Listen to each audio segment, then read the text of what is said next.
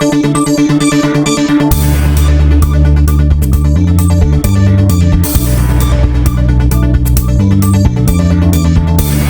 Kuwait में बीमार पड़ना महंगा पड़ सकता है, वो कैसे?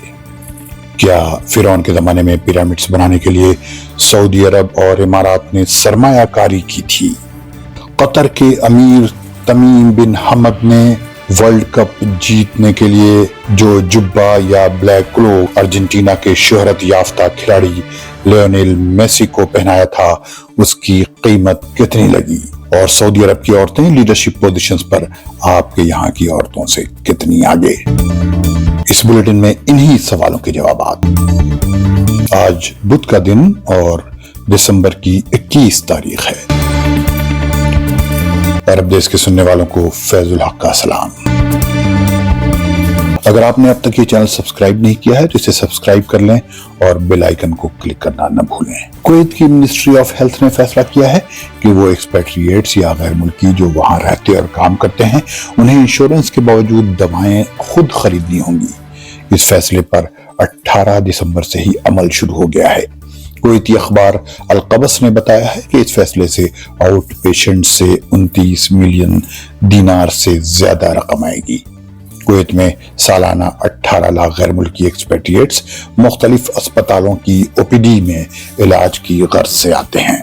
हालिया दिनों में कुवैत में ये मुतालबा जोर पकड़ गया था कि दवाओं का जो 520 मिलियन डॉलर का बजट है, उसमें 25% का इजाफा किया जाए। कयास है कि इसके हल के तौर पर कुवैत की हेल्थ मिनिस्ट्री ने फैसला किया है कि वो एक्सपेट्रिएट्स से कहेंगे कि वो दवा खुद खरीदें और उसका बोझ इंश्योरेंस पर न डालें।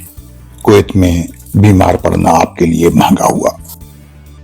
अगर आपसे ये कहा जाए कि फिरौन के जमाने में भी सऊदी अरब और इमारात के रईस लोगों ने मिस्र में खूब जी भर के सरमायाकारी या इन्वेस्टमेंट किया था और खलीज इथी डॉलर से मिस्र में फिरौन और उसके खानदान के लोगों ने एहरामात या पिरामिड्स बनवाए थे, जिन्हें देखने के लिए दुनिया भर से लोग मिस्र आते हैं, तो आपका क्या रिएक्शन होगा?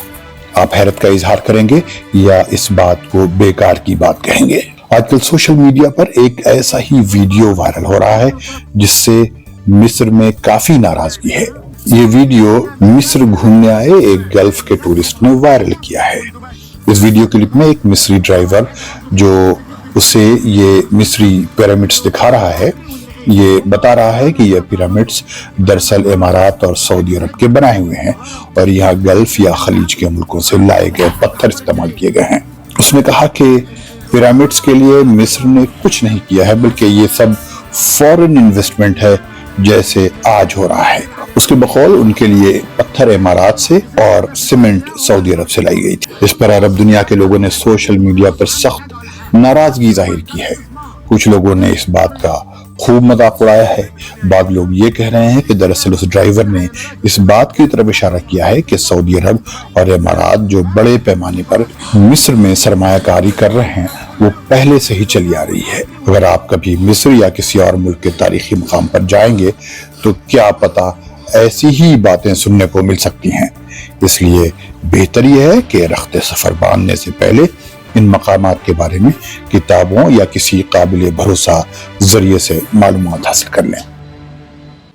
आपने देखा होगा कि जब कतर के फीफा वर्ल्ड कप फाइनल में अर्जेंटीना ने फ्रांस से जीत हासिल की, तो कतर के अमीर तमीम बिन हमद आल सानी ने अर्जेंटीना के शोहरत याफ्ता खिलाड़ी लियोनेल मेसी को एक बिश्त जुब्बा या ब्लैक क्लॉक पहनाई। उसके बाद उन्हें कप दिया गया। इस क्लॉक पर यूरोपीय नस्ल परस्तों ने बड़ी नाराजगी जाहिर की। किसी ने लियोनेल मेसी को शेख मेसी लिखा, लेकिन अब ये खबर आई कि एक ओमानी मजलिस शुरा या ओमान की पार्लियामान के एक मेंबर और पेशे से वकील अहमद अल बरवानी ने मेसी को ऑफर किया है कि वो ये बिश्त $1 मिलियन में खरीदना चाहते हैं।